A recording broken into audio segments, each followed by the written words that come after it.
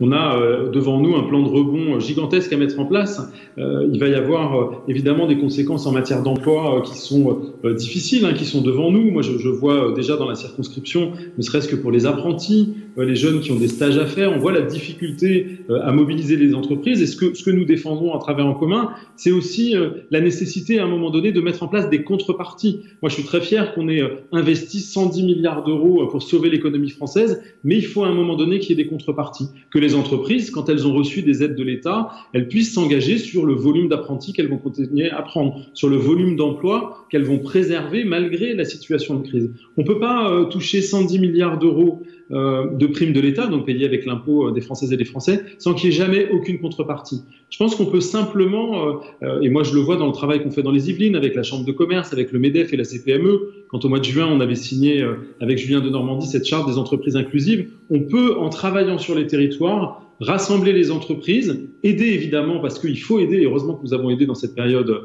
compliquée, mais il faut aussi qu'il y ait ces contreparties pour que nos entreprises s'engagent sur la dimension sociale, sur le développement des compétences, pour que les salariés aussi